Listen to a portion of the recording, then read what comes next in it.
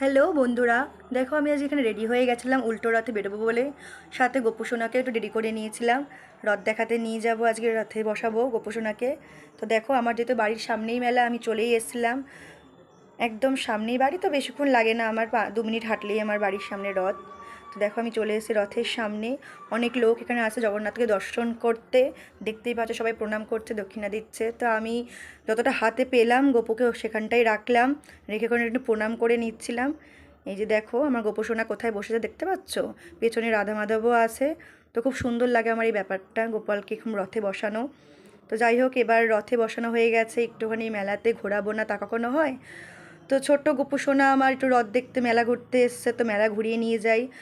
তো ছোট সন্তানকে যেভাবে কোলে আগলে নেয়, আমি আমার গোপালকে সেভাবে আগলে নিয়ে যাই, যাতে ভিড়ে ধাক্কা, যাতে ওর কোনো কষ্ট না হয়, অসুবিধা না হয়। তো আমি সেইভাবে আগলে আগলে নিয়ে চলছিলাম। আজকে উল্টো রথ ছিল, অসংখ্য লোকের ভিড় ছিল আমাদের মেলাতে। তো রবিবার না শনিবার, তাও দেখো প্রচুর লোকের লোকের ভিড় আছে, কি বলবো, ভিড়ের জন্য আমার একবার ঘেমে ঘেমে যাচ্ছিলাম। তো ভাবলাম না, বেশি আর থাকা যাবে না, অনেক মেলা মেলা ঘুরেছি। একদিকে একটা বন্ধু বলছে এই যে চলে এসছে গোপালের মা, আমি যে এরকম হাসাবি না তো, গোপালের মা মানে। তো ওরা ইয়ার্কি মারছিল, যাই হোক। তা আমি বললাম ছাড়, বাদ দে, সত্যি তো গোপাল তো আমার সোনার বাচ্চার মতনই না, তো আমি তো গোপালের মা হতেই পারি। তো এই বলে আমি একটু বাইরে চলে এসেছিলাম, প্রচণ্ড গরম লাগছিলো ভেতরে। তো বাইরে একটু দাঁড়িয়েছিলাম, ওর বাবা কিছু খাবার কিনছিল। তো তখন একটা বাচ্চা মেয়ে এসে বলল, আন্টি গোপালটা খুব সুন্দর, আমি কি একটু প্রণাম করতে পারি? আমি যে হ্যাঁ, প্রণাম কেন করতে পারো না, নিশ্চয়ই পারো। তো ও এসে গোপালকে একটু আদর করলো, একটু প্রণাম করলো, তো চলে গেল।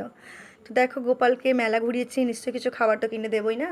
তো যে যা খেতে ভালোবাসে, একটু জিলেবি, একটু মালপোয়া, একটুখানি গুড় কটকটি, যাই হোক, সেই সবই কেনাকাটি করছিল।